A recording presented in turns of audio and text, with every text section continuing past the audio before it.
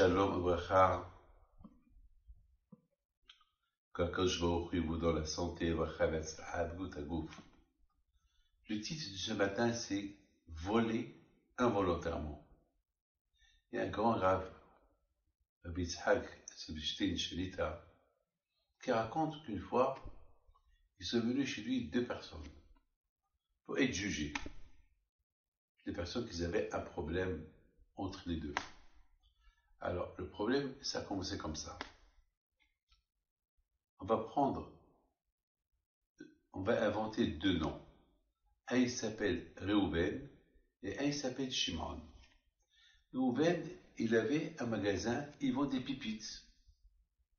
Vous savez, le Shabbat, les gens, ils adorent les pipites. Moi, le Shabbat, si j'ai pas les pipites et les amandes et un peu des trucs grillés, c'est pas mon kiff. Moi, j'adore tout ça, le Shabbat. Ah voilà, si vous m'invitez à chercher vos Shabbat, sachez que j'aime les pipites, etc., etc. Bon. Alors, ils vendaient, vous savez, en Israël aujourd'hui, il y a beaucoup de magasins qui ont le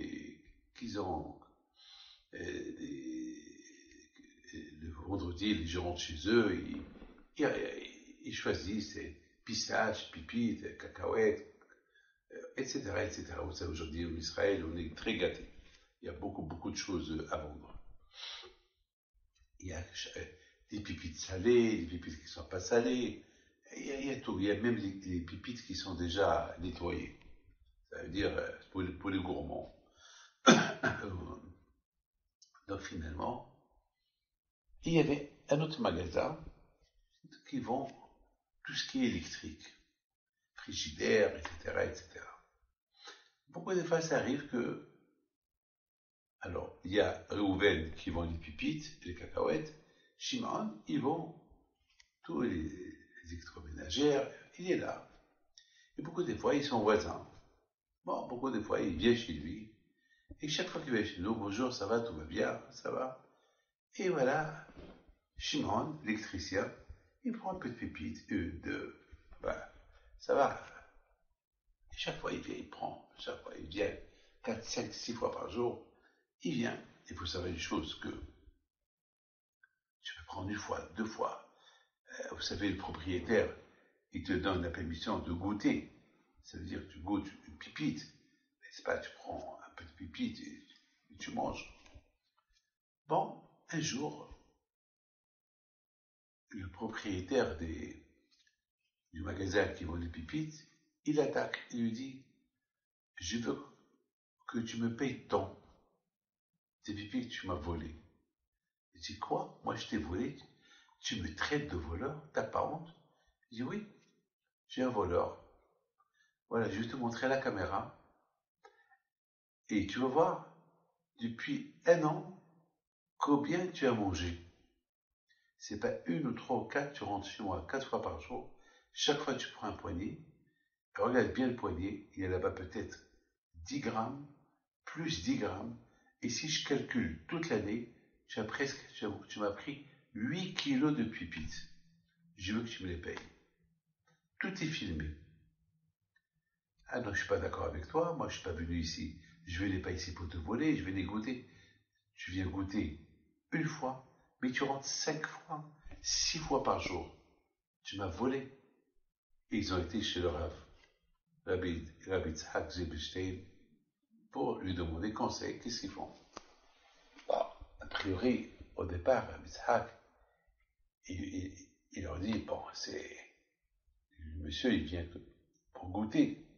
Mais là, je vois qu'il n'a pas goûté.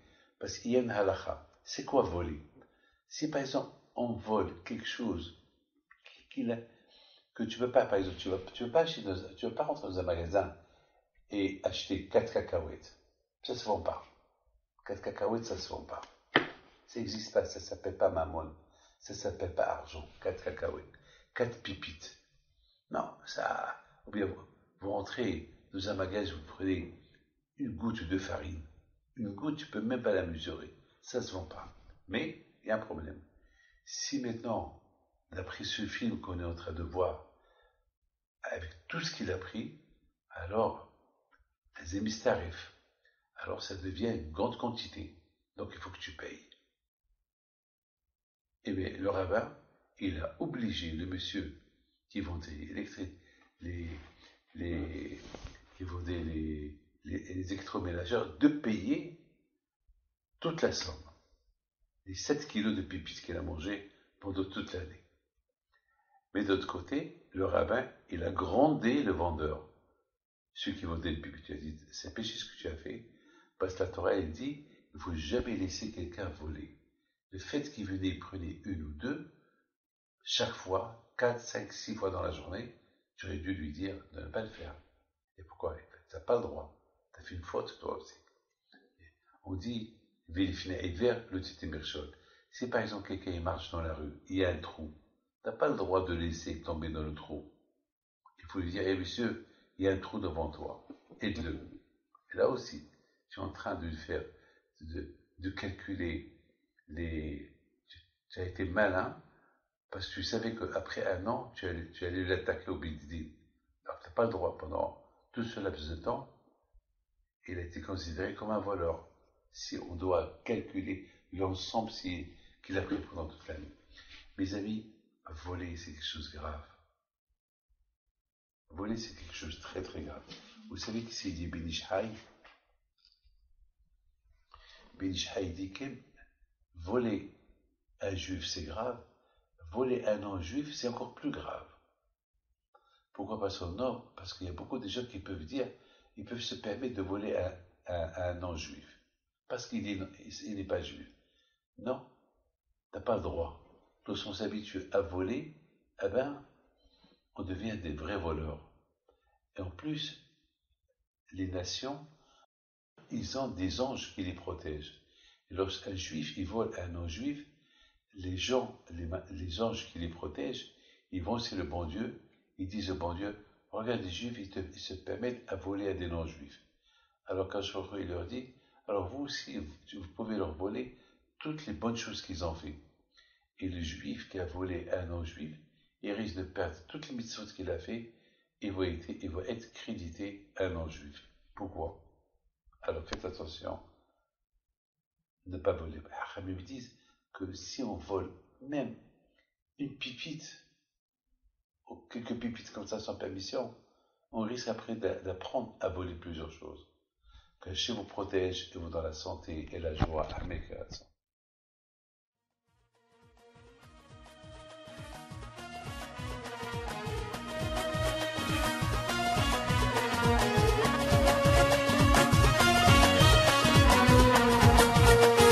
نوضوا يا ناس صغرتوا على ربيع يمكنتوا وقف لنا زي خوتو يا وز خوتو